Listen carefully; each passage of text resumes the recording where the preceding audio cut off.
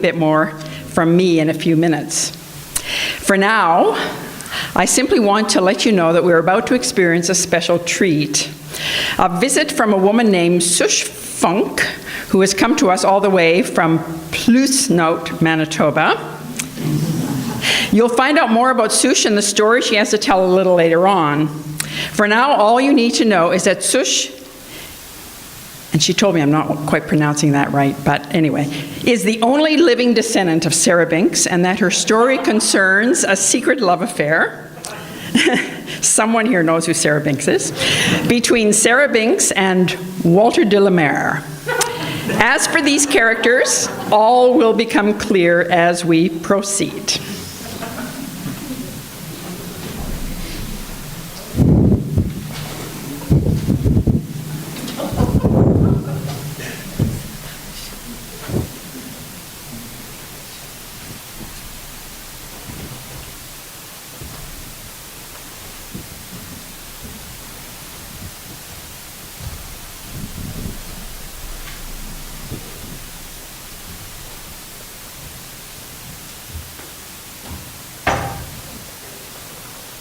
Dankeschön, Professor Thiessen. Ik zie een beetje nerveus.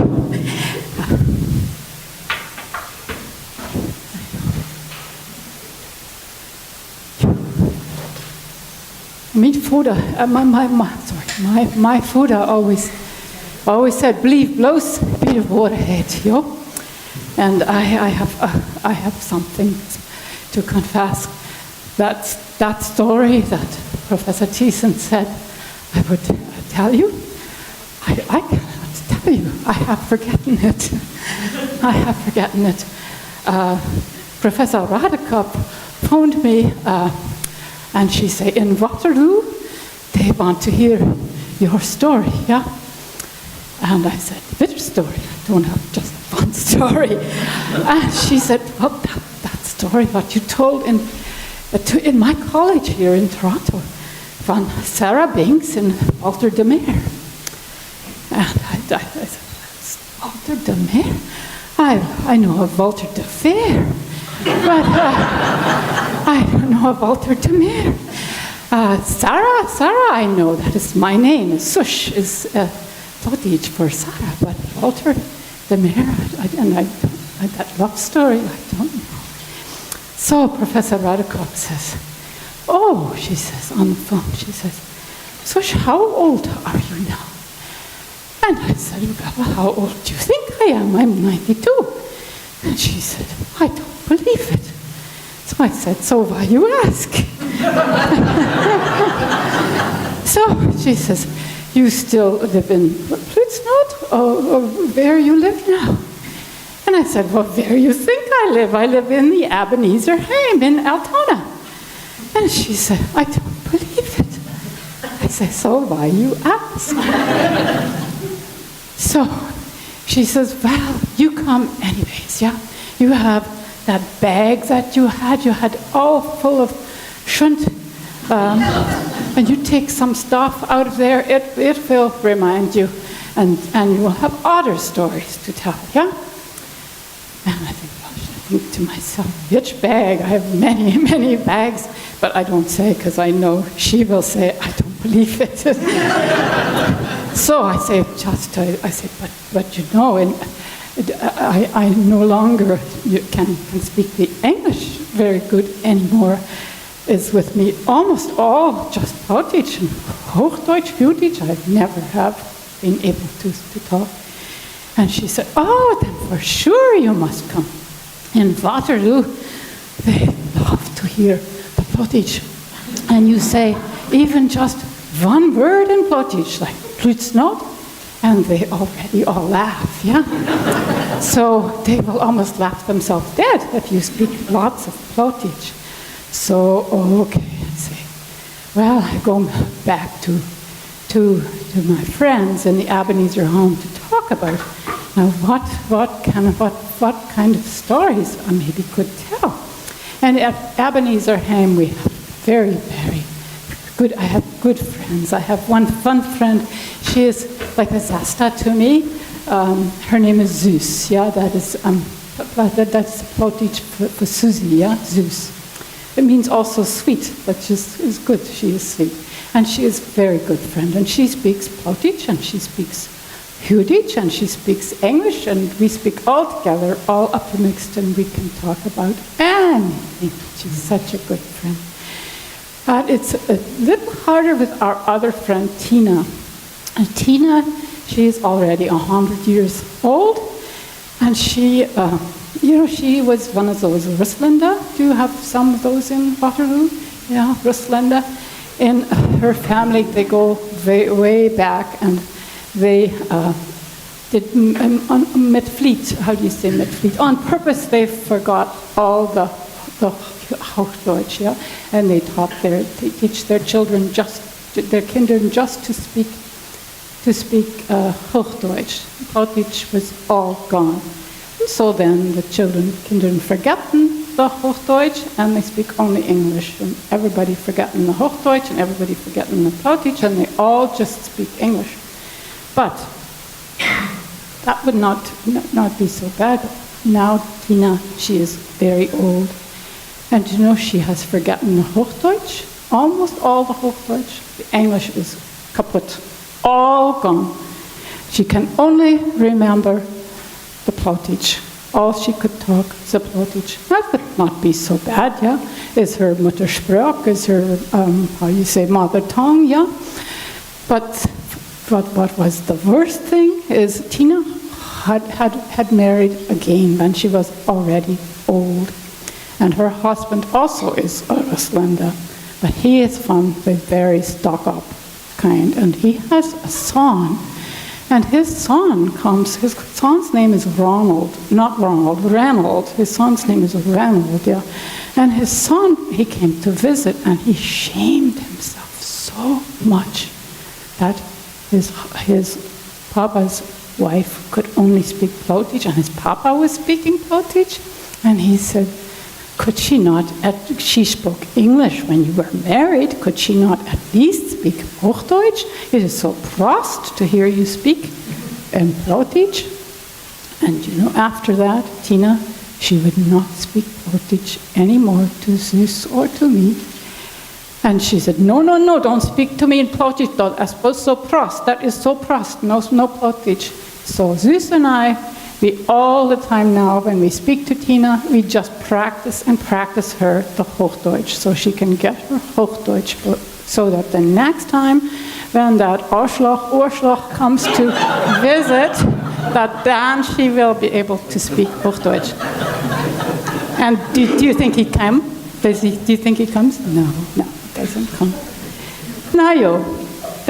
But to each other, Zeus and I, we speak Plautich most of the time. And at breakfast, Zeus will come and she will say, "Good morning, alle Zorje," and I will say, "Schön gesund, alle Hund," and she will say, "Hove, alle Zeje," and we talk always and laugh a lot. And sometimes Tina at breakfast, she forgets herself, and sometimes she can remember those Plautich things that have rhyme in them, so you never forget them. And just this morning at breakfast, she came, she walks with a walker, but she always comes to breakfast. And she has so much video, so much pain in her hafta, how you say hafta, in her hips, she has so much pain. So she's sitting at breakfast, and this is Tina, and she looks up and she says, "Nou joh, dan jinkt dat nog als dat gewoon niet jinkt." That is, you say, you can say in English, then it goes even when it does not go, yeah? And then Zeus right away says, "Nou joh, dan oot ze nog een beetje butterbrood en sterft ze gans dood." You can hear Plautich, that is, "Nou joh," then she ate a little bit of bread and butter and she died all dead. And we laughed so hard that we cried, yeah. Well, so then I come to Toronto, to Professor Redekop. Yeah, she wants this story, and I say to her, "Well, you want a love story? I have love stories. Yeah, I have here this little gesture, just little cushion pillow. And I got this, I can tell you a love story. I'm not sure which husband I got this from. And Professor Redekop says, how many husbands have you had, Sush? And I say, well, how many do you think? I've had 3. I had, first I married Peter, and he died. And then I married Isaac, and he died. And then I married Jacob, and he died, and here I sit. And she said, I don't believe it. And I said, so why you ask? Yeah. And she still wants love story, always love story. And she says, don't you remember that Walter, and she's again from this Walter de Meer, that he had this English oversetting of a poem, Du bist wie eine Blume? And I said, oh, yeah, the love story I have forgotten, but the poem, I remember that. How does it go? You are me as one flower, so swell, so good, so clean. I look you on, and longings links me the heart between. Yeah, I remember that poem, but she don't want that love story. So I say, well, maybe in Waterloo, they want to hear about my operation. I had an operation, and I had the doctor found these stones, these wonderful stones. And my husband then, the doctor gave them to my husband, and my husband gave them to me. They were not worth so much to me then, but then my husband passed away, and now they're worth a lot, yeah? And Professor Redekop says, what kind of stones are those? And I said, Goldsteiner, you like gallstones. And she say, I don't believe it. And I say, so why you ask? And I give up, yeah, I give up. So I give up, and I think, okay, I cannot tell a love story, I cannot tell any story. So I have to say, you have to come visit me in the Ebenezer home. Always welcome. Maybe you meet Zeus, yeah, maybe Tina, if she's still with us then. And maybe you meet Zeus's son. He's not Ronald. He's not like the Orschach, he's Ronald. And he's very good. And when he visits his mama every week, and every time he comes to visit, he hooks on by my room, and he says the same thing. He says, come over sometime if it fits you and you have nothing on. If not, we'll shove it up. Yeah, he's such a good man. He is such a good man. And you know, before I go, Zeus, she is so, I don't know how old she is, but she is so wise, yeah? And she already knows sometimes what will happen before it happens. Do you have friends like that, yeah? And she already knew I would not be able to tell you a story, for sure not a love story.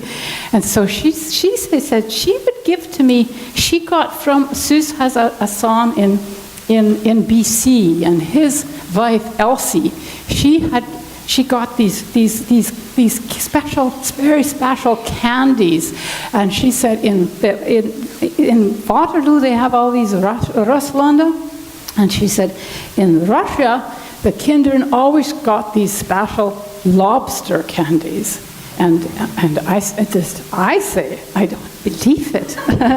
Lobster candies? I said at Christmas time in my house we got lush with peanuts and Jap orange, yeah, and maybe an O. Henry bar, but never lobster candies. And she said, no. She says, no, not a lush. It's a toot. It's not a lush. It's a toot. And we always had lobster candies. Well, I guess she knew. Anyway, I have here lobster candies for all of you from Zeus, yeah? And I don't know, there are so many people here, Professor Thiessen. Maybe you can make like Jesus, yeah? Yeah? with the broth and the fish, yeah, and make it more, yeah.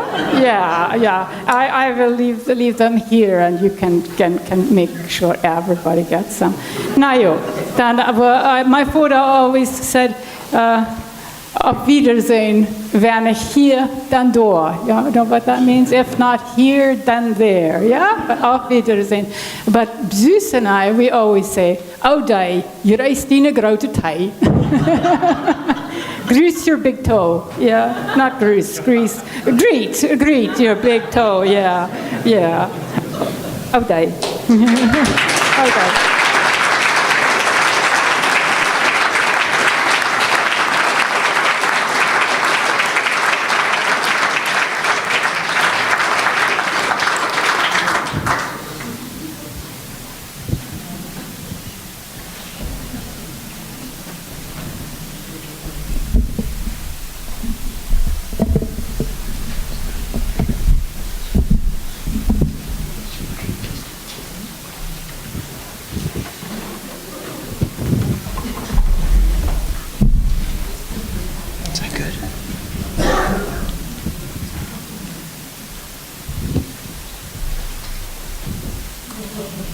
There's actually quite a story to these lobster candies.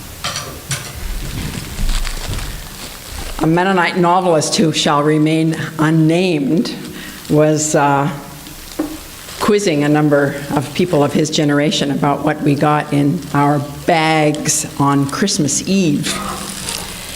And in fact, it was Elsie in Abbotsford, British Columbia, who, when we mentioned these lobster candies, which I grew up with, certainly, and as soon as I open the bag, I can smell it.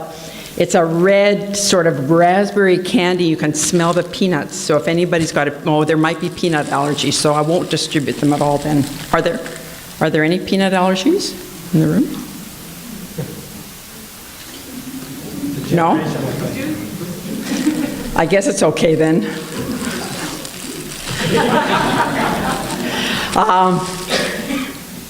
And they were called, I'll never forget, I never could speak Russian or anything, but they were called rakavasheki, and some of you will remember them. So anyway, Maggie, I thought she was going to toss them out at everybody, but she didn't, so maybe there's not enough for everybody, so I'll just sort of throw them out.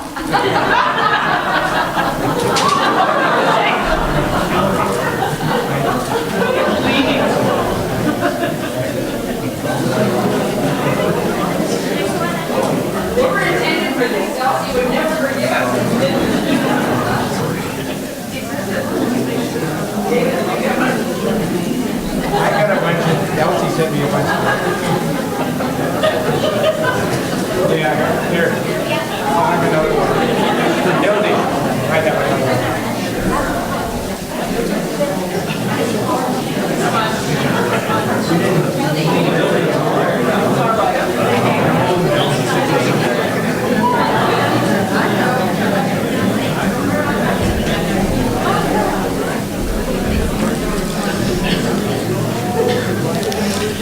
Rakavasheki. Russian Mennonite children would have Christmas Eve services, and at the end of those Christmas Eve services, the highlight would be we would walk out through the back of the church sanctuary after the singing, and the men who were in charge that year would be in the back with brown paper bags, and as Maggie said, brown paper bags that had in them usually peanuts and other nuts in the shell, rakavasheki, those kinds of hard candies, and occasionally, I know I got an O. Henry, but others have said that that's more luxurious and extravagant than what they got, and always an orange, you know, the way we used to get those mandarins wrapped in the little green tissue. Well, Magdalene Redekop will come back to us. You might not recognize her when she gets here. Language play. There's a lot of it in the Russian Mennonite literature of the past half century, especially the first generation, Rudy Wiebe, Patrick Friesen, Die Brandt, Armin Wiebe, all of whom grew up in 3 languages, English, High German, Low German, or Plautich. You'll find no reference to Plautich in the work of David Bergen or Miriam Taves, members of a younger generation who simply seldom encountered this language of Russian Mennonite village life. The older writers are quite comfortable engaging in what linguists call code switching, the act of alternating between languages or dialects, a normal product of bilingual or multilingual language use. Patrick Friesen, some of you will recall, Patrick Friesen greeted his audience last week in Low German. And Rudy Wiebe occasionally signs his emails with it. Olit basta, he says, all the best. Both Rudy Wiebe and Di Brand, among Mennonite writers, have written fairly extensively about Plautich, their childhood language of every day, of home, family, the rural yard, and the village street. High German was for church, Bible reading, and prayer. Maggie Redekop, whom you've just met as Sush Funk, when she and I spoke of these things years ago, remarked that, and I quote her, "Low German is for me not loaded the way High German is. High German is loaded with the Bible. So I love Low German because it's a place of home, of connection. I always feel a tremendous release when I can speak Low German," she said. Low German has occasionally been referred to as the Russian Mennonites' homeland, given that the Russian Mennonites of Canada don't have any other homeland in any conventional sense.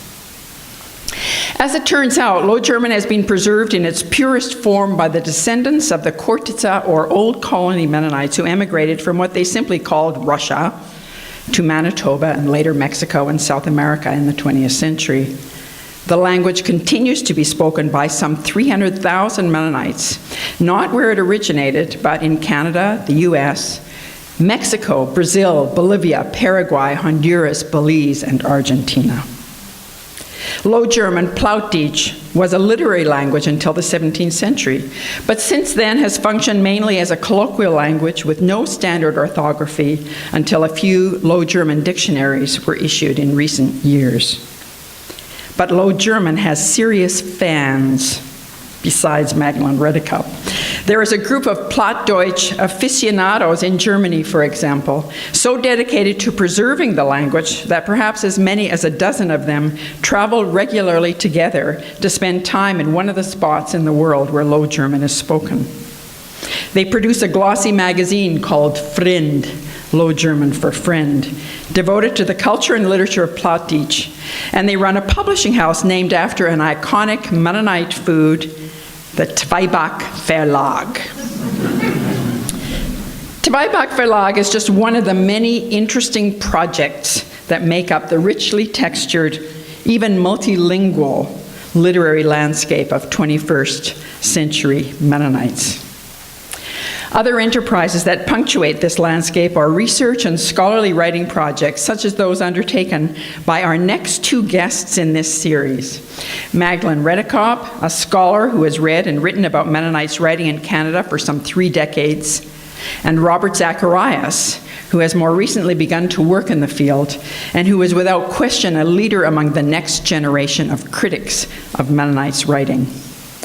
Maggie, whom you've just encountered, recently retired from Victoria College at the University of Toronto. I'll introduce her more formally in a minute. But let me tell you a little bit first about next week, when we'll hear from Rob Zacharias. Some of you, I don't think very many of you know Rob. He's the handsome young man who's been sitting beside me for the last 3 weeks, and he's at home with a 2-year-old and 6-month-old twins, and he and his wife and all 3 children are ill. But he assures me he'll be fine next week. He's a wonderful, wonderful, bright, lovely, charming man who will introduce us to a fascinating subject: how novels by Mennonite writers like Rudy Wiebe and Sandra Birdsall and Arnold Dick and Al Reimer, for example, have represented the Russian Mennonite community that found itself in crisis in the chaotic years of the Russian Revolution and beyond. How major works of fiction have shaped the Mennonites' memories or inherited memories of those troubled times, and so also the Russian Mennonites' sense of who they were and are. Recently appointed the associate editor of the Journal of Mennonite Studies, Rob Zacharias is a postdoctoral fellow at the Center for Diaspora and Transnational Studies at the University of Toronto, where he is working on the return journey in contemporary Canadian literature, including in fictions by Rudy Weave and Sandra Birdsall. If some Russian Mennonite novels document the Mennonites' troubled exodus from the Old World, so also some posit questions about the nature and texture of the return journey, the pilgrimage taken in reverse in a way. What do Mennonite creative writers have to say about their people's obsession, some would say, with returning to the colonies from which their parents and grandparents fled? So if any of you have interest in how writers of Mennonite heritage have in effect coded the restless comings and goings of the Russian Mennonites during the past century, do come and hear Rob Zacharias next week when he'll tell us about his fascinating insights and discoveries.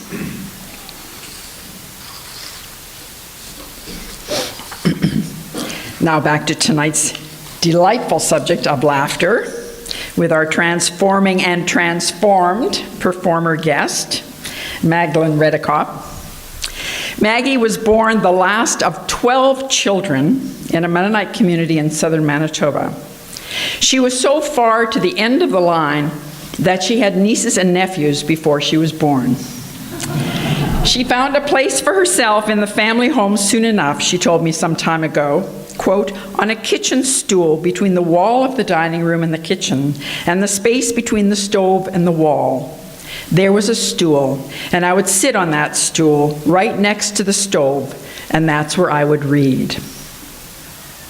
Magdalene Redekop became a student of literature, and after earning a PhD at the University of Toronto, she joined the English department of Victoria College at the U of T, where she taught until just a few years ago. She's well known and beloved as a teacher of the comedy of Canadian fiction.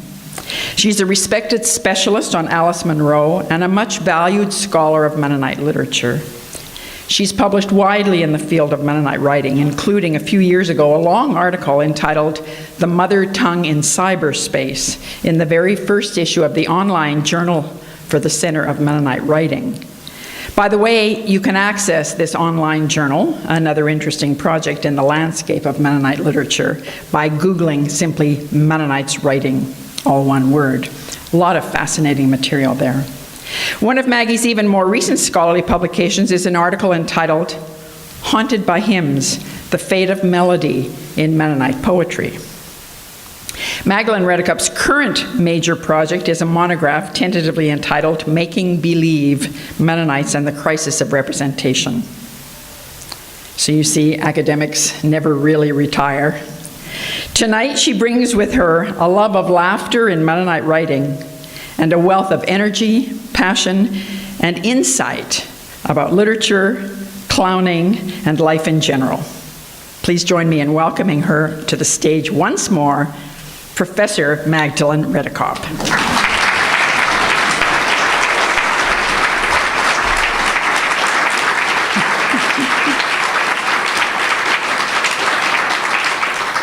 If I can do that, I can do anything, right? Talk about embarrassing yourself. Thank you so much, Hildy. Typical of Hildy, don't you think, all of you, that for her own retirement, she would choose to celebrate the work of others. It was a red-letter day for Mennonite writing in Canada when Hildy Fraser-Thiessen was made Dean of Arts at this college.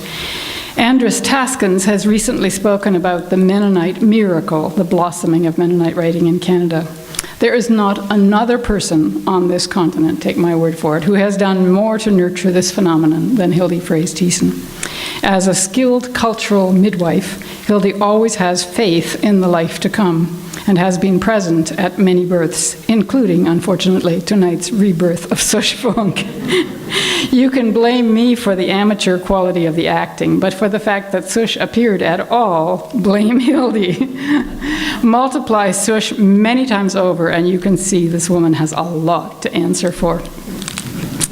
We who write have come to count, Hildy, on your unfailing generosity, the gracious style, your tact, and most of all, your always open mind. Hildy, Sush and I thank you and Conrad Grebel College for your hospitality. With this series, Hildy has all of us looking backwards, and I've been watching them on the web. At least I watched David and Patrick. I guess you could say, looking backwards, when I look backwards, that comedy is my Weltanschauung, although the word seems too pompous to me. A heavy High German again. Over the years, I have kept coming back to an aesthetics of imperfection that you can find articulated, if you're interested, in John Ruskin. If something is perfect, then it is dead, even art. I guess Glenn Gould would disagree with me. What is alive is by definition imperfect. A lot of clowning is staged failure. I just staged a failure, didn't I? That makes us aware of the limits of our body. I went so far as to take a course in pachinko clowning several years ago. Each clown in this method creates a series of masks and performs rituals around that mask. The process is more than a little scary because the characters you create seem to gain a life of their own, and yet at the same time are an expression of something deep inside you. Pachinko is clowning without words. Clowning with words can take a variety of forms. Mump and Smoot, I don't know if you've ever seen Mump and Smoot. They speak gibberish, an invented language. Peter Sellers for example, speaks the words of the Beatles' song, "She Loves You, Yeah, Yeah, Yeah," and he does it in Cockney and in Irish and in German, risking political incorrectness now. Laughter at this kind of humor does risk reinforcing stereotypes. Laughter is about power, so by no means is it always benign. If the joke is on you and you don't get it, you know what I'm talking about. But there is no question in my mind that there is an aspect of laughter that is humanizing at a very deep level. Henri Bergson got to the heart of this, I think, when he said that the human body makes us laugh when it reminds us of a machine. The Jack-in-the-Box is the example he gives. Running gags or other kinds of repetition are another. I don't believe it, so why you ask? It's so easy, you just repeat it a few times. And laughter's role is to convert rigidity into plasticity, to restore the human element. Such broad answers to what causes laughter are important, but my main focus today will be on clowning as related to the laughter that comes with ambivalence about ethnicity. My related focus will be on language and orality, what the maid said to Peter when he betrayed Jesus, "Thy speech doth betray thee." And I should say, by the way, that I'm used to talking in a time slot professors are of 20 minutes. That's about my own attention span, so if you want to leave after 20 minutes. But Hilde insisted I had more than 20 minutes, and so I timed myself, and at one point I did get this down to 30 minutes, but then I know there are going to be asides, and so don't laugh. Don't waste time by laughing. Just kidding. Anyway, okay, so I'll start timing from here, right? Maybe I'll cheat. I always cheat on crossword puzzles, so why not? Imagine you are watching a parade of clowns. Think of yourself as being in one of those big tour buses, and me as one of those guides pointing out the sights. I think of Sush Funk as a straggler coming in at the end of a long parade of Mennonite clowns. And since tour guides can get boring and irritating, I'm going to give you something to think about in case I should forget myself and drone on too long. Hazard warning for new retirees, right? So don't answer now, but think about this question. Who was the very first Mennonite clown? And when I come back to that question, this O. Henry bar goes to the person who gets the answer first. Let me begin by telling you what I look for when I observe clowns. Over years of teaching a course in Canadian comedy, I have become interested in a particular literary figure that I call the ethnic, nostalgic, grotesque. I know it's kind of a mouthful. This figure is not a capitulation to nostalgia, but an acting out of nostalgia, the better to see it and understand it. And the body of this kind of clown is not that represented by classical realism, not the perfect idealized body, but rather what Bakhtin calls grotesque realism. We all get there when we're old, by the way. But Bakhtin says the grotesque body is one that tends to emphasize the lower body and all the various orifices, especially the mouth. And the other one, the word Sush uses for Reynold, funny I didn't have to translate that one, did I? Bakhtin gets this from Rabelais, and he assumes that the folk laughter that results is redemptive. The question I would ask is, what happens to Bakhtin's assumption when the folk are divided into many ethnicities, as they are in Canada? For the sake of clarity, I am going to talk as if there is a separate Mennonite parade, but of course our parade is all mixed up with those of the other cultures. Contrary to the impression given by dances done on Canada Day, in our pluralist Canadian culture, the traditions cross-fertilize each other. I got the idea of this kind of parade from the Orange Parade in a story by Alice Munro called Who Do You Think You Are? The flaming bigotry, that's Munro's phrase, visible in that parade has a strong Presbyterian flavor, and a clown called Milton Homer steals the show and performs parodies of church rituals. The Scottish nostalgic grotesque figure that is part of Alice Munro's tradition is a mishmash of drunkenness and plaids and bagpipes sticking out every which way. The Mennonite version of this figure seems to want to wear a babushka and stubbornly insists on speaking Plautich. Mordecai Richler's The Incomparable Atuk is another example, a grotesque figure of conscious nostalgia that mixes Eskimo with Jewish traditions. The laughter evoked by such satire is uncomfortable. We wince now, even if you say Eskimo instead of Inuit. This kind of discomfort may be one reason why our rich Canadian tradition of satire is so sadly understudied. By no means are all the clowns I will talk about such grotesque figures, but it helps to keep this larger picture in mind and to be on the alert for satire. Before we turn our attention to the Mennonite clowns in our parade, let me, as your tour guide, first ask you to take a look at the lay of the land. Here in Ontario, there would likely be Swiss Mennonites on the bus, but you will notice that the clowns who publish, and this is a series about writing, are almost all Russian Mennonite, and that they keep talking about Manitoba.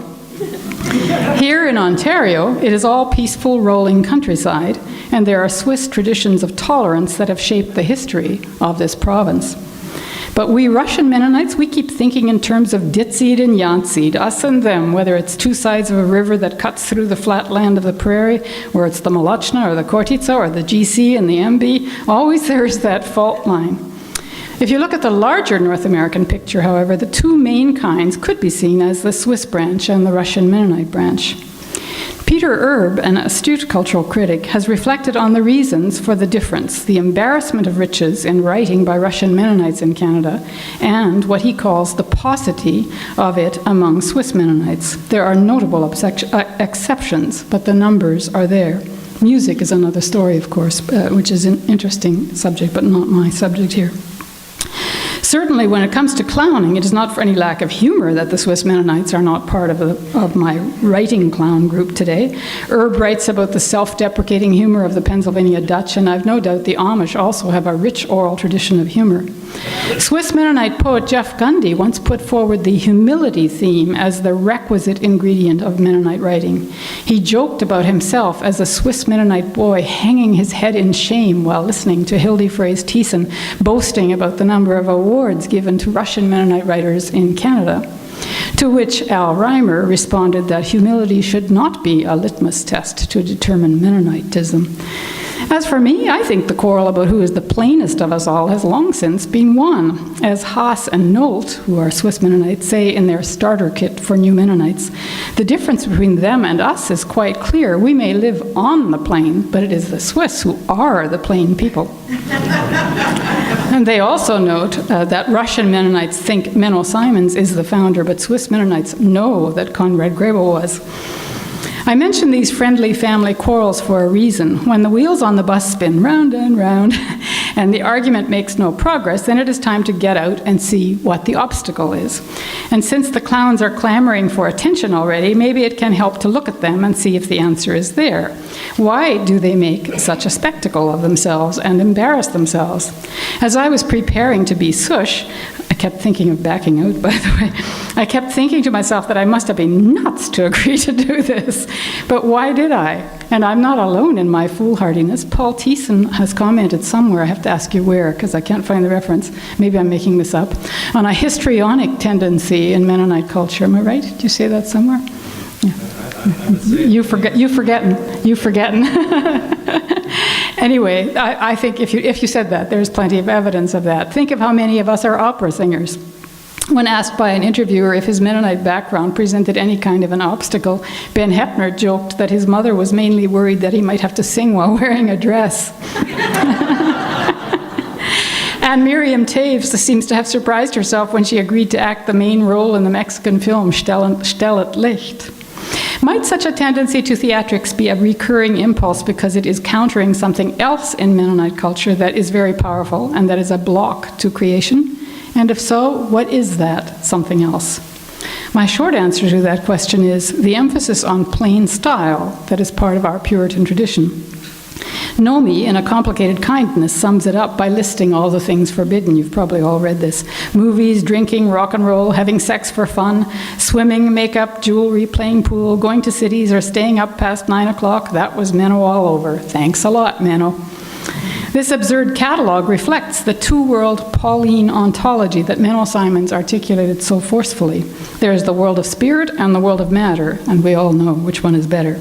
Nomi, again, we are supposed to be cheerfully yearning for death, and in the meantime, until that blessed day, our lives are meant to be facsimiles of death, or at least the dying process.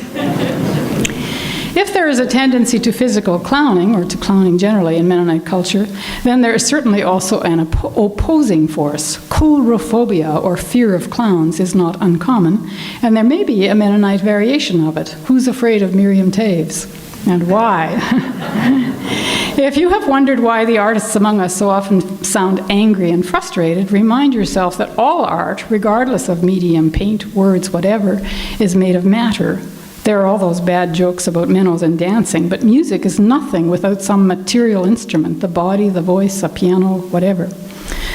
Of course, there are good things about plain style. If you are an artist, you could do a lot worse than to inherit a tradition which emphasizes simplicity.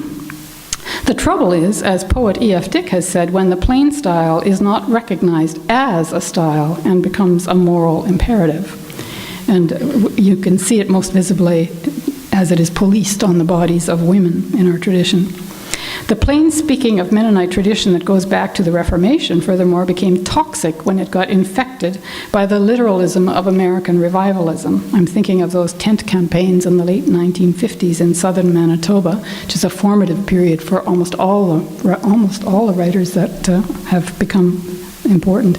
What Patrick Friesen has called those voodoo evenings of spiritual violence. It is, of course, not unique to Mennonites, the belief that the Bible, or whatever scripture your religion is based on, is a transparent medium to absolute truth and must be followed to the letter.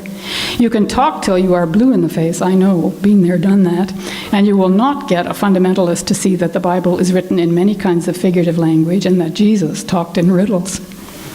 Language. So what is this? What is it with this irrepressible tendency that Mennonite writers have to keep sticking Low German words into their English writing? Well, for one thing, it obstructs the idea that there is such a thing as a plain, transparent truth. You have to listen to the sound of it, right? If I say vi viva vela veke ving volshevi and vi vila vesta vua veket vomet votavi, right? It's kind of like Eric Whittaker taking an English text and translating it into Latin, so you don't have to always look for the massage, right? You can just listen, right? I agree with the point Hildy made in her seminal article on mother tongue as shibboleth. As a people whose separateness and purity was achieved by means of language, we need to be careful not to use such words as a shibboleth, keeping outsiders out. Jeff Gundy, a lyric poet, has similarly expressed skepticism about using Low German words as easily manipulable markers, that's kind of a tongue twister, of ethnic identity. Deliberately repressing the mother tongue, however, is easier said than done, at least for me. I'm speaking here for myself. If you write academic prose, it is not so hard. I think Al Reimer discovered something like this too. Once he wrote a novel, he couldn't, and he's critical of people who do an ethnic lobotomy and cut themselves off from the springs of their creation. He says, never one to understate, is he? I find also that I could repress it if I was writing academic prose, but in my experience, a move to creative writing is like letting Low German off a leash. The mother tongue, like murder, will out. It was Dante who clearly defined the special status of the mother tongue, materna lingua. It is different from other languages we learn later in life, he pointed out, because we learn it not from rules or from books, but by imitating the sounds our mothers make. Patrick emphasized last week that the voice comes out of the body. This is, I think, more inescapably true for the mother tongue than for other languages, and even more so when the mother tongue is an unwritten language, as ours is. Let me make clear what I am not doing. I am not saying, as I think Jack Thiessen has said somewhere, that Low German is our only remaining connection to a Mennonite identity. I think that is nonsense. All the languages bleed into each other. As I discovered in my very first class in Old English, Low German is closer to Old English on the family tree than it is to High German.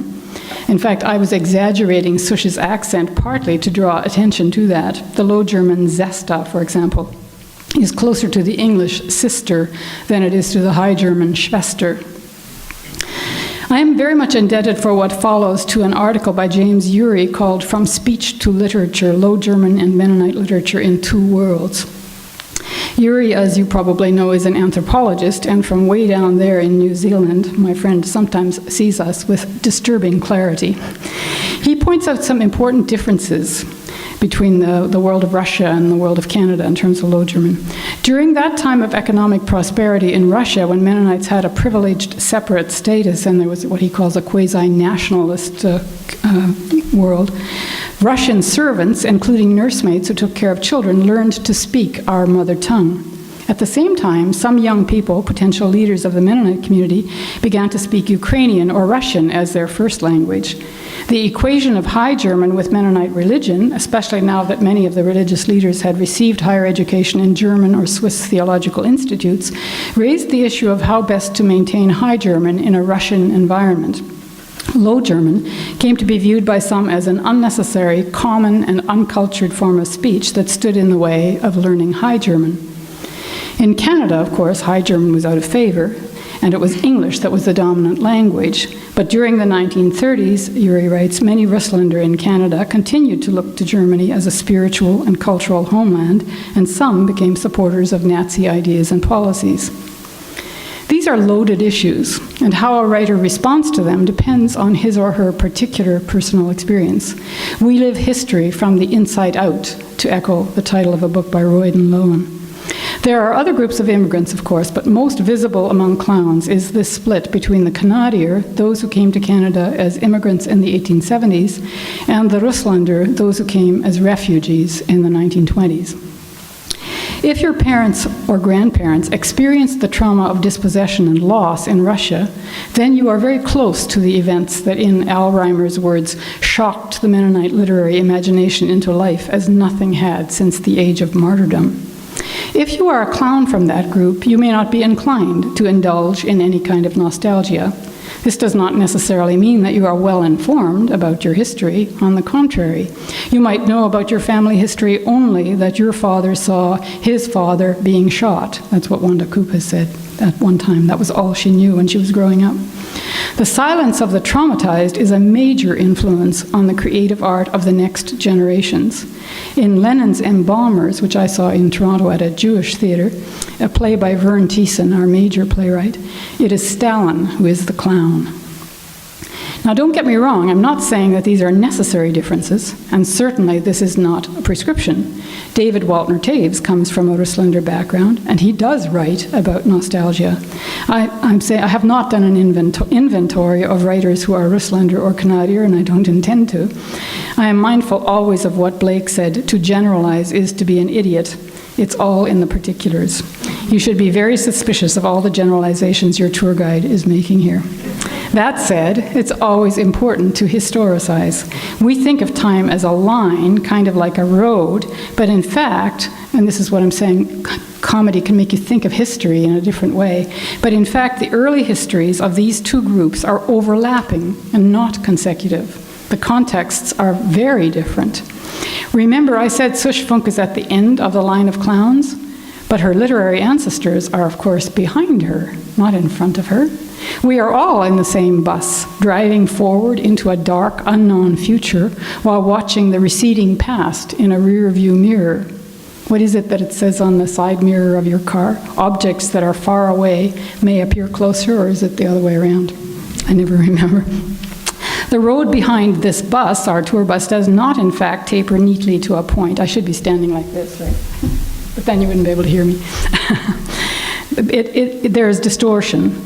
But I would say by now these clowns, a very noisy bunch, are clamoring for attention. So let me now ask you to peer into the depths of that rear view mirror and tell me who was the very first Mennonite clown.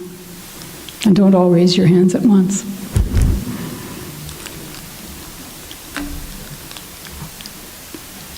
David knows, so. No? Oh, come on, guess. Somebody's, I can't eat this whole Henry bar. Anybody want to venture? Who was the first Mennonite clown? Ha! Who said it? Mennel Simons. She got it.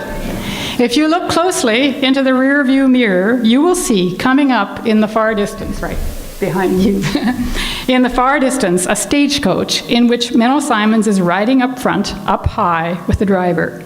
Keep in mind that Mennel was a fugitive and there was a price on his head. The authorities dash up on horses and stop the coach. Is Mennel Simons in that coach? And Mennel turns around and yells into the coach, is Mennel Simons in there? And they say, no, he's not in there. So Mennel tells the authorities, they say Mennel's not in the coach. So he lived to die in bed. Such survival lies are clever ways of getting around the moral imperative of plain style. We owe to American critic Irvin Beck the rediscovery of a Dutch Mennonite tradition of Mennonistenstreken, Mennonite tricks. In Europe at that time, the phrase was apparently used to describe Mennonites in the same way that pig-headed was used to characterize Lutherans, and bigoted was used for Calvinists. I'm not making this up. Oral stories about Mennel Simons and his various ways of evading capture include one in which Mennel falls into a barrel of molasses, and the women all take a lick of molasses from his hosen so he won't leave a trail. Beck calls this an etiological tale, which means it's a tale about origins. It's the origin of the sweet tooth. You could say that it explains why Russian Mennonite children like to eat lobster candies.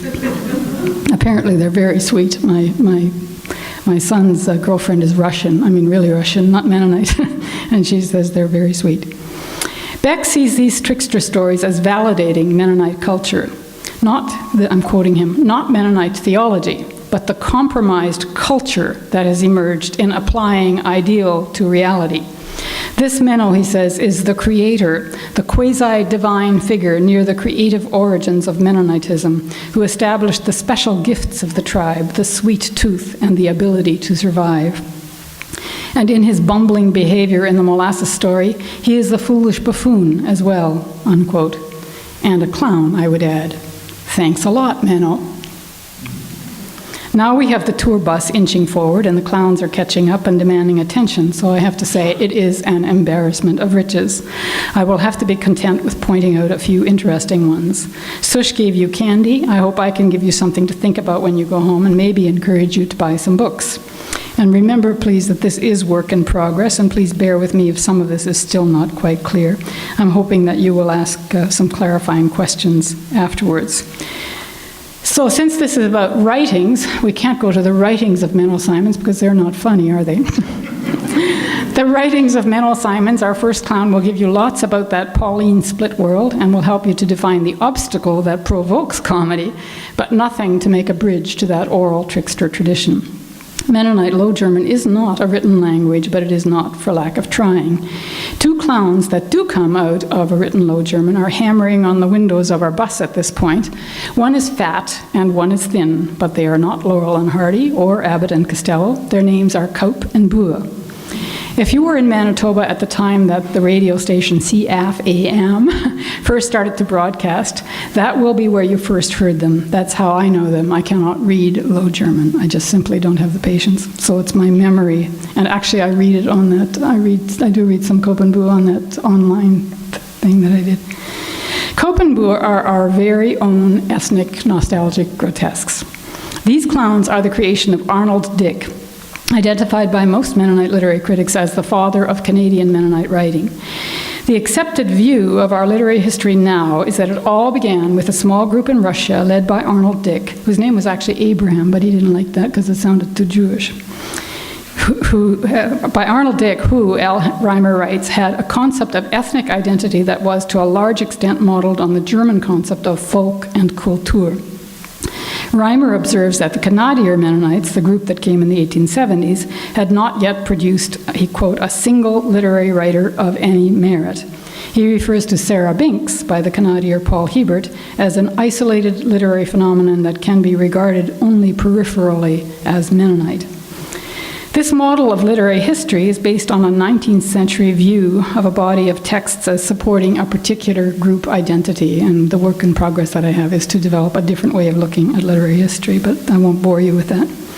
I don't know if you have ever had root canal, but if you have, you may know that sometimes it has to be redone if the x-rays did not pick up a hidden root. Be grateful if you don't know what the heck I'm talking about. In my own approach to clowning, I do not discount the central importance of Arnold Dick as a root, but I think that previous histories have turned a blind eye to the fact that Paul Hebert is also an important root. So there then is Sarah Binks, the sweet songstress of Saskatchewan, walking serenely alongside Kopenbua. I say alongside because of the timing. Dick was born in 1889 in Hochfeld, Russia, now Ukraine, and Hebert was born in 1892 in Pilot Mound, Manitoba. That they were, in fact, contemporaries challenges some assumptions that lie behind the accepted literary history of Mennonite writing. James Urey and others have described the shock response of the Russlander Mennonites when they arrived in Manitoba and discovered that the Mennonites there spoke a poor quality High German and, most shocking of all, still spoke Low German in daily life. Urey points out that whereas in his Low German writings, Arnold Dick had attempted to relate Low German speech to High German literature and culture, in reality, the speakers of Low German in Canada were already forming a close alliance with English.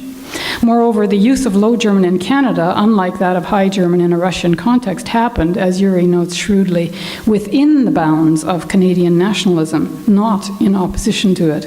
It is a legitimate identity of Canadian ethnicity, but this is a cultural, not a religious identity, unquote. What the Russlander sometimes forgot, it seems to me, is that while they were building their commonwealth in Russia, life was going on in Canada as well. After the sod huts were built and land was cleared, there were, in fact, Canadier people like Paul Hebert who were educated. Hebert had degrees in philosophy, philology, and chemistry. Is he or is he not a Mennonite writer?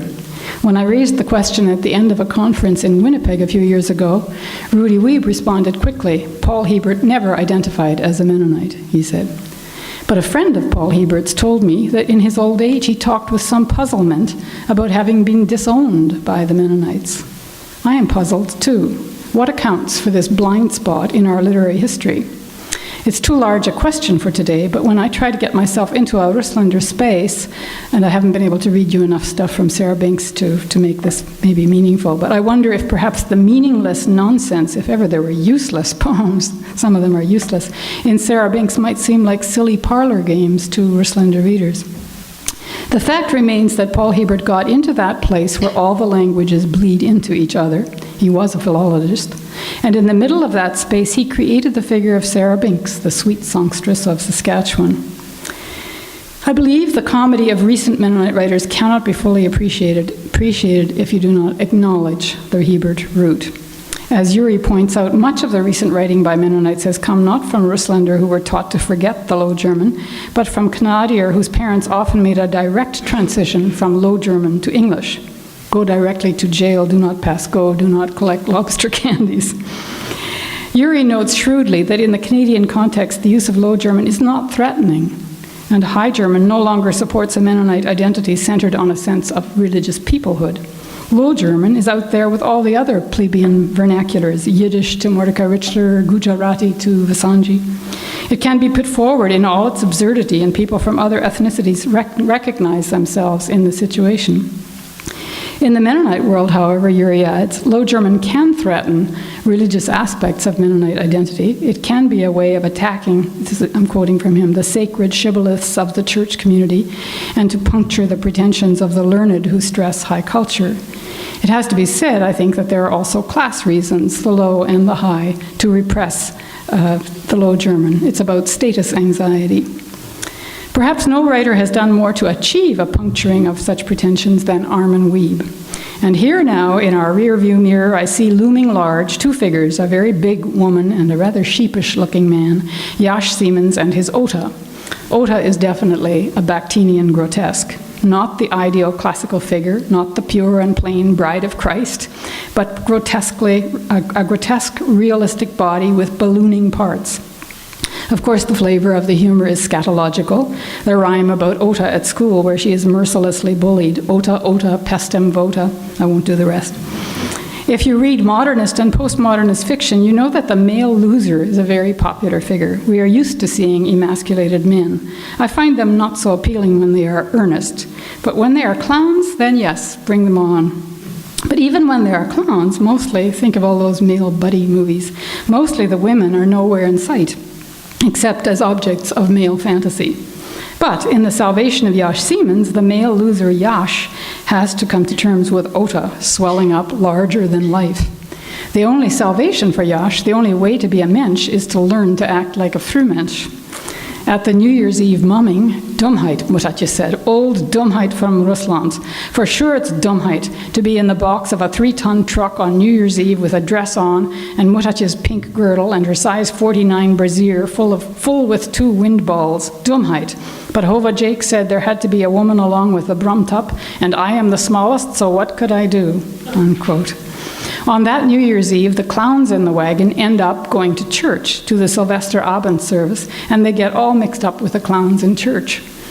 You can see that these clowns will take over my parade if I let them, but I hope I've said just enough to persuade you that this book and the other comedies by Armin Wiebe are crucial for anybody trying to understand the Mennonite comic tradition.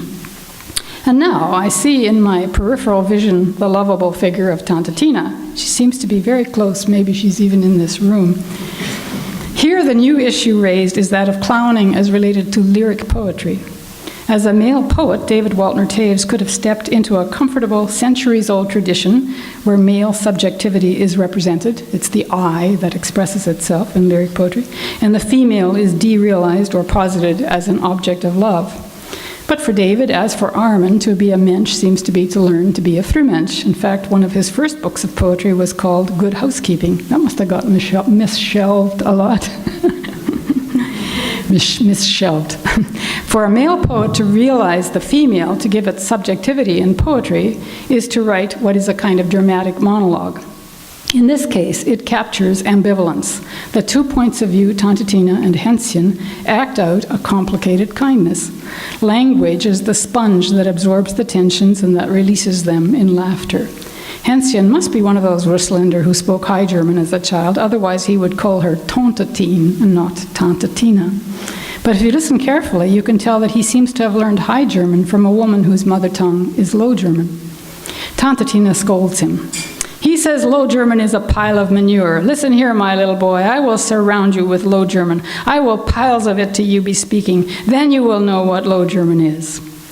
But Hänschen's heart is tight as a pfefferness, and Tante Tina laments, oh, my son, my heart so heavy is, thick as glums. If you come home it will rise, light and sweet. I will make you partzeltje for breakfast, and every morning the new year we will celebrate. And on the next page is a recipe for Porzeltje. This is a rewriting of the story of the prodigal son, with a mother replacing the father.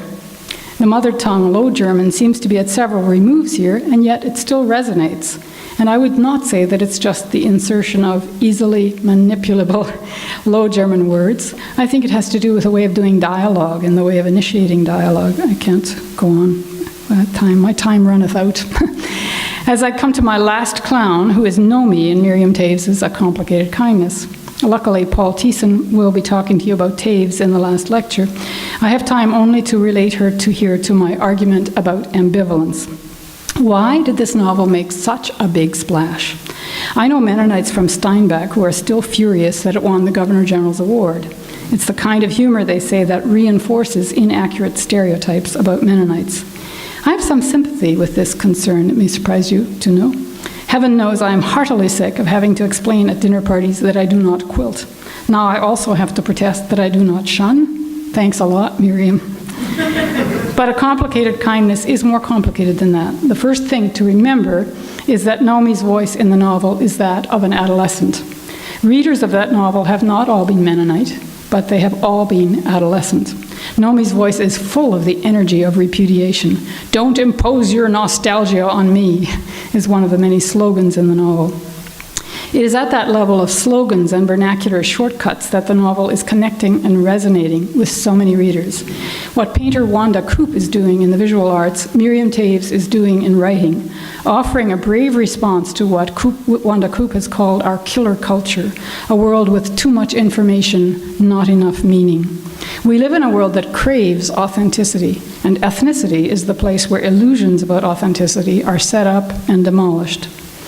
The novel invites questions about how we represent our ethnicity to ourselves and to each other, and I see Nomi as a very subtle version of an ethnic nostalgic grotesque.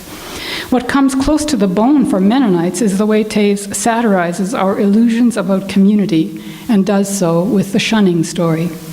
I dug the shunning story, says Nomi. Many Mennonite readers do not. We would rather forget it, but there it is, first stirred up by Patrick Friesen way back in 1980 with his long poem, The Shunning, and then played out again and again as staged versions of that poem. The novel and Friesen's poem have resonated so widely, I think, because despite all the positive propaganda about multiculturalism in Canada, there seems to be something we all share in the fear of being trapped in a hideous, claustrophobic community. The only thing worse being the fear of being excluded altogether from community. It's not that Taves is sneering at our yearning for community. It's that she is reflecting back to us our ambivalence, and by our, I don't just mean Mennonites. An orthodox view of satire has been that it is a social corrective, with the author getting the reader to side with the good against the evil. Frederick Bogle has put forward an alternative view of satire that I find more helpful.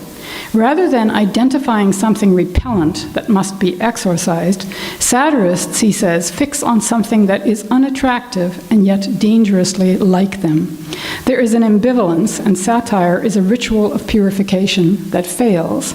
We identify with the satirist and want to reestablish the difference between whatever, Mennonite and Mennonite, GCMB, self, other, whatever, but the difference keeps collapsing. And when we break into laughter together, we realize that we are all in this noisy bus together. At the same time, each of us is also outside feeling alone.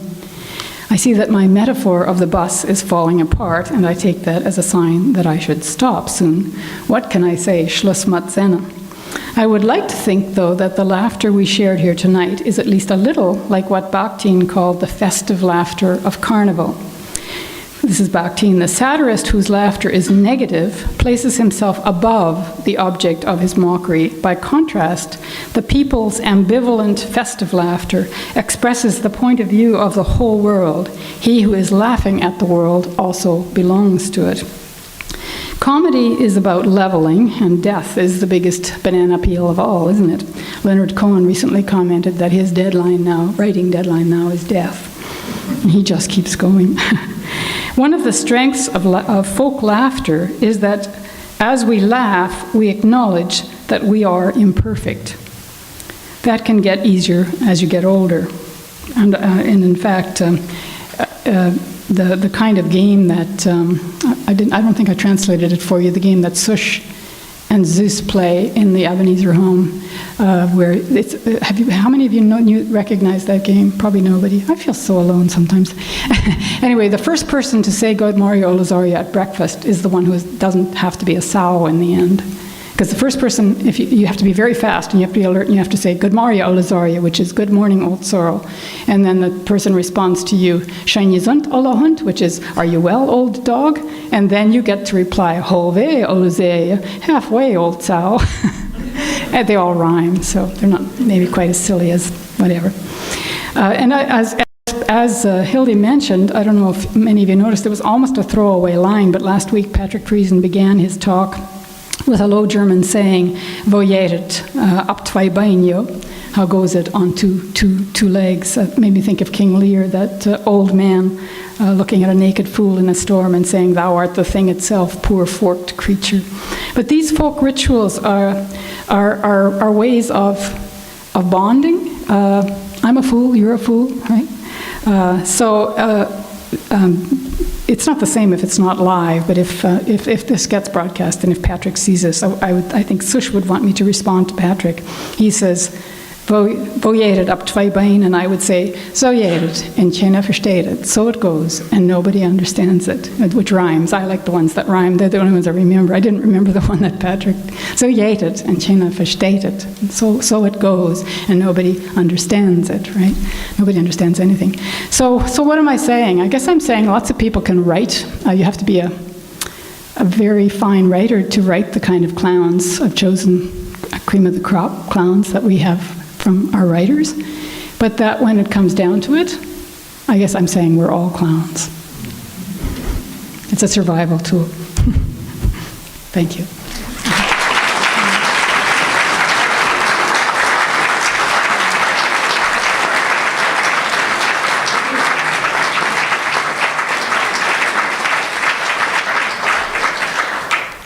Thank you so much. You've given us lots to think about.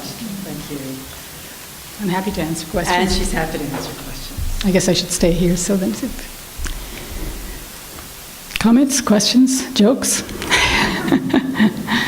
Who got the O. Henry bar? Yeah. Why did you say Menno Simons? Did you know that story? The stagecoach and his response to having all those people with it. Yeah, those two. Yeah, they're in that article by Irvin Beck.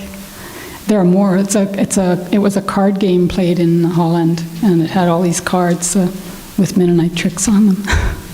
Yeah. Grow up with a lot of humor. Yes, a lot of humor. And I'm just, now that I get older, that's why I did Swish as such an old woman, because it's happening to me. I don't get a lot of chance to speak Low German, but I speak it with my sisters, and it's constant laughter and making crazy, remembering. My sister Elizabeth actually works in the Ebenezer home in Altona right now, so I'm very grateful for her. She does art therapy with these women that she's fallen in love with, so I should say thank you to her as well.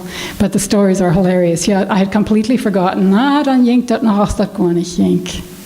Well, so it goes.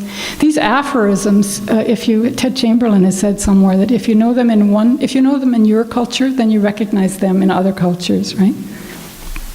Yeah. Can you explain why it is that we find the Low German so humorous? Yeah. It's been used in a sermon, and Yeah. Yes, yeah. What is it that does that? I think it's partly because we've repressed it. Like that's why people laugh about fart jokes, because you're not supposed to talk about farting. So if you're not supposed to talk Low German, and it's been a status anxiety thing, you'll give away you give away the fact that you grew up on a farm or something, right? So that's not all of it. I think that's part of it. You suddenly hear it, and it's quite an effort to repress it. It's not just us individually that are doing it. Think about what Patrick said, that the shunning was called "It Will Give Rain." Tomorrow it will give rain. It's not Low German, but it's a Low German syntax, right? So the editor changes that to the shunning. That's what I mean. It's like a kind of widespread repression. But I mean, maybe other people have ideas. I mean, it's a question that everybody asks all the time. But it just sounds funny, doesn't it? It doesn't sound any funnier than the word Mennonite, though. The word Mennonite I'm writing a book on Mennonites, and I wish we could have invented a different word, like Hittites and Hutterites and Mennonites. It's just, you say it over and over, and it just sounds silly, doesn't it? Yeah.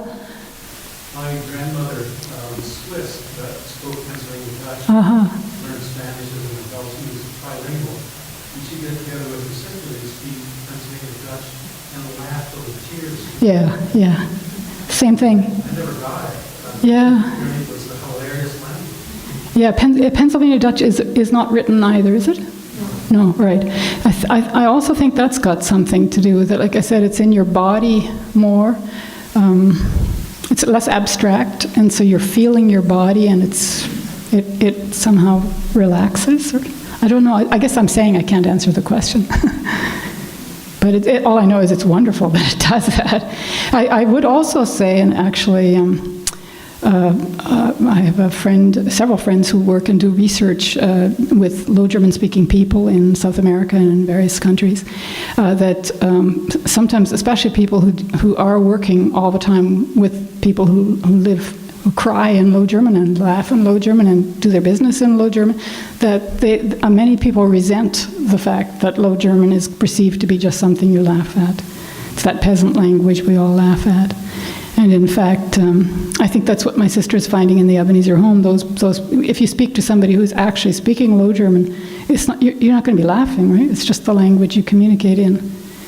So you can't isolate these issues. I think it's at the beginning of Armin Weeb's Salvation of Yash Siemens. He quotes from Joseph Skoretsky how we loved the buggering up of our language, because all languages were lifeless if they weren't buggered up. My father used to say that the mixture of Low German and English was die schönste language, because it's so nice when it's all mixed up. There must be more comments, questions. Yeah, Paul. You didn't mention quite a sober and earnest writer, Rudy Weeb. No, funny thing. But he must fit into the clowning tradition. Yes, in some way. he does. Relative to what you say. Do you have any thoughts on? Yes, I do. I think Hildy, I was very glad when Hildy quoted me having the first sentences of my article on Blue Mountains of China, which is the first thing I ever wrote on anything Mennonite, in which I said when I was a child I assumed that God spoke High German and the Holy Ghost spoke in tongues, and only the scribes and the Pharisees spoke English. I remember Rudy saying that at that time, that when he read from the Frieda Friesen section of the Blue Mountains of China to Mennonite audiences, they laughed themselves silly. But when he read to non-Mennonite audiences, they did not. So, I don't know. I think there is humor in Of This Earth. You know, Stalin is a clown in Rudy Weeb's memoir, Of This Earth. And in the film version of Temptations of Big Bear, he played a real trick, which is a little bit like Stellet Licht, where there is a strange invented language, and it's actually Low German. Do you remember that? Yeah, so I thought that's Rudy being mischievous.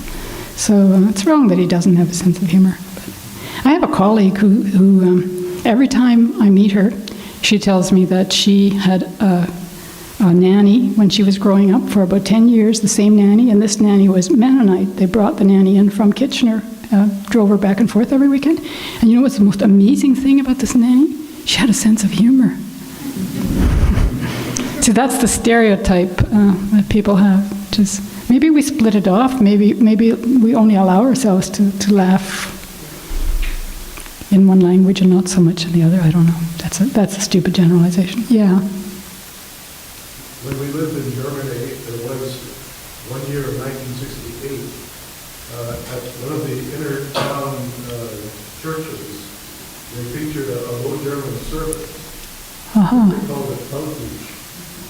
This, as I could interpret it, not understanding Low German or, for that matter, High German very well, it was a serious service. They wanted to emphasize the importance of this language in the northwestern part of Germany, Holland.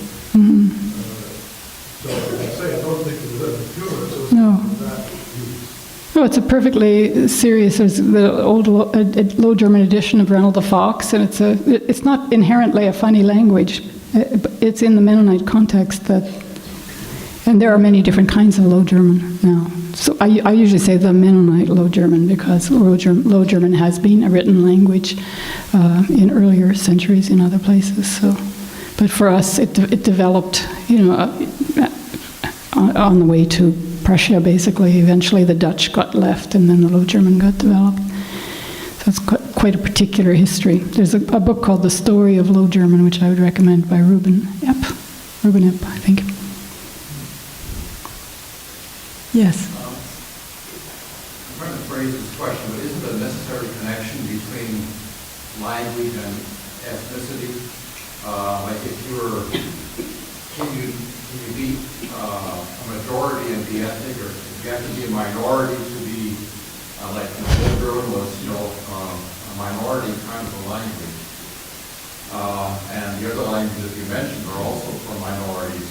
And so, what's the connection that you would make or comment on, between those, between ethnicity, what ethnicity is, and language? Yeah, well, I think that isn't like having a language which creates the ethnicity, or like if you feel that way, like if a language spoken by a minority, does that then create the ethnicity? I'm just wondering about that because Well, I can't answer the general question because I'm not a sociologist, and that's the whole thing about what is ethnicity, how does it, sometimes it's now used interchangeably with race. But for Mennonites, I think the history has been, I guess that's where I was saying I disagree with Jack Thiessen, that Low German now defines what it means to be Mennonite, but there is no question that it has become what is associated. But there are other things. There's food. There's all kinds of other customs as part of it. So it wouldn't be just language. I don't know. That's too big a question for me to tackle right now. Somebody else can probably tackle it. Dennis, you can. Yes, Howard. I remember during my early years at the CBC, it came as a terrible shock, I think, to a lot of WASPs in this country when the BBC newscasts, which were still broadcast on CBC radio in those years, were classified under ethnic programming. Interesting. Yeah. It's a word that's why I said in the general sense I wouldn't tackle it with a 10-foot pole, because it's a word that's gotten thrown around so much, the word ethnicity, and minority literature, whatever. I tend to be not a separatist when it comes to the culture and the literature. I'm doing this weird thing in my book where I'm trying to define to say that it's a porous thing, and it's about a dynamic exchange. It's not that there is this Mennonite literature and it deals with Mennonite themes and it writes in this way. So, because I don't think you can close those walls. That's why in the craving for authenticity, there have been writers all over the world that have done hoaxes, pretending to be Aboriginal when they're not, writing all kinds of things. The whole craze for memoirs is about this yearning for authenticity, and it's just an invitation for practical jokes, right? So I think I'm more of it's just a soup out there, right? We're all borrowing from each other. But some things are definite, and your mother tongue, what you learned is a mother tongue, and how that comes. And the reason I did Swish the way I did is because it's true that it does happen.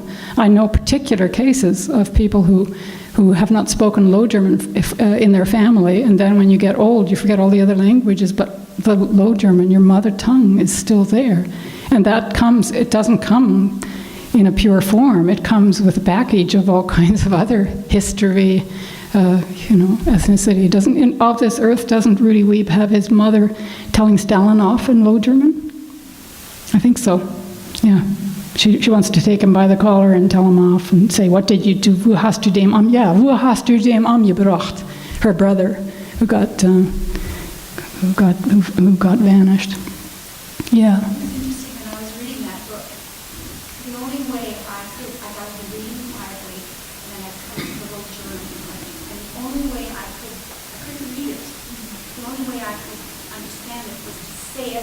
Yeah, you speak Low German. I don't Yes. speak it well, but I remember my Yeah. dad speaking it. And the only way I could just hear my mother saying it, and I had to hear myself say it. Yeah. And then you could speak it. Yeah. It made sense to me, but I couldn't read it. Yeah, no, I cannot read Arnold Dick. The only way I could do the thing that I did online was to do it out loud and to laboriously sound out each word and then memorize it. Because it's just really impossible to read. But there's something there about the whole alternation between abstraction and the body, and what you're yeah. I'm Swiss Mennonite. I work with some old colony and Low German Mennonite women in many low-income that would have came directly from Mexico and other South American countries. And as you're talking, as I'm listening, that idea of the suppression, I just was thinking about them talking, and there's several that are starting to go off to school and can read English now, and are reading a lot of these books I'm giving them to them and classmated. But on Facebook, the one specifically who is knowing different languages and Spanish, she is writing Low German, Plattdeutsch. She's writing it? Her friends on there, and it's fascinating. And it's out of laughter. It's out of, she's a very Yeah. A woman who just loves to laugh and that. So you can tell, can't read it enough, but you can tell that it's something they are wanting to continue on. Yeah. Making sure their kids are keeping it too. Yeah. So it is evolving a little bit that way. Yeah, and I think there's just a lot to be said for going back and forth too. I mean, for me, it's not about recovering it and just staying there. It's I think the going back and forth and the act of translation is dynamic and full of life. And I think that's why Miriam Toews' last novel is called Irma Voth, because Irma Voth is the translator of the film, which is a version of Stil het Licht, right? So the mediation, the act of mediation, going from one language to another and back and forth. I find that when I think it was Doreen Clausen who told me this one time, but I do this now too, that if I get really bogged down in jargon, and there's a lot of it in literary criticism, to try to say it in Low German.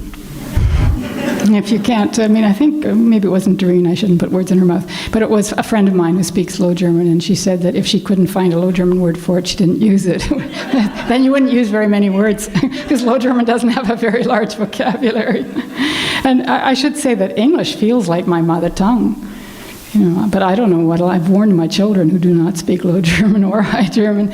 I don't know what will happen when I get very old. Who knows? We don't, any of us know what our memories will do. But yeah, I think it's the dynamic moving between languages and the echoes that you hear, which is why Sarah Banks is so brilliant. Sorry, one of these days I'll get a chance to actually talk about Sarah Banks. Yes, David. You mentioned that in an earlier point that there was also class involved, economic class. Mm-hmm. And I recall my family is not just Russian Mennonite, but fairly wealthy, well-educated, right? Mm-hmm. I think that Maggie's mom wanted to be a physician at one point when she was young, right? So there were these aspirations and culture and so on. And I know when my mother was in the nursing home toward the end, she was annoyed that so many of the people around her resorted to Low German. She was. She wanted to speak High German and English. Yeah. And she wanted to talk theology, church politics, those kind of things, and they just wanted to talk about the families and the farm. I mean, it really annoyed the heck out of her. And it's not to diss my mother or anything, so it wasn't disrespectful, but I think it's a class thing. Oh, it is very much a class thing. But so in this case, it wasn't just the language, though; it was the subject matter. Because I can certainly, if I still had my mind around me, with me, my wits a bit with me when I'm that age, I would also not want to just talk about kitchen things. I would still want to talk about ideas. You seem to indicate that there was an association. Yeah, but there is. Yeah. Well, my mother-in-law went through a state. My mother-in-law was a Russlander, and as you can tell, I'm Canadian, right? But my late husband was a Russlander, and. It was her experience to temporarily lose the High German and the English, and then be horrified that she was catching. And one of the things that seemed to me to be registering with horror to her is that all of a sudden I was the only one that could converse with her at family gatherings. Because I was the only one in the family that could speak Low German. I really enjoyed that little short stage there. But then one time when I was speaking Low German, she said, no, das ist so prost. She didn't want me to speak Low German. She was trying really, really hard. Perfectly understandable, because that way she could still speak to her children.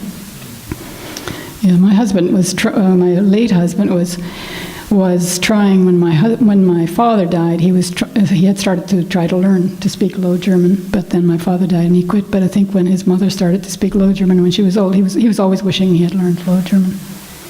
But, yeah. I think you've given me the impression that humor goes together with piety, levity and piety. That it's a reaction to the. A reaction against piety, you mean? Yeah. I'm wondering about young people, about older people, younger people. I think younger Mennonites are losing piety. Are they going to lose humor as well? I don't think piety of various kinds is ever going to, unfortunately, be gone. Propriety, piety, all those smarmy things, they will always be with us in one form or another. Maybe not the particular form that came down to us. I always associate it with, this is not fair, I associated with it with the MBs. that you had to carry a church, to carry a Bible to church. You not only had to go to church, but you must carry a Bible when you're in church. That's what I think of that as, but that's not fair. Yeah. Now, before we launch into any further stereotypes, I'm sorry. as a born MD, I will nevertheless thank this Canadian. MBs, they're the Anabaptists. You're not an MB unless you've been immersed. So. Oh, yeah. Anyway, thank you again, Maggie. It's been fabulous the entire evening. We enjoyed Sush immensely, even though I still can't say it quite right. I can understand the Low German, but my parents never got me to speak it, so I can't roll my tongue around it. But thank you. That was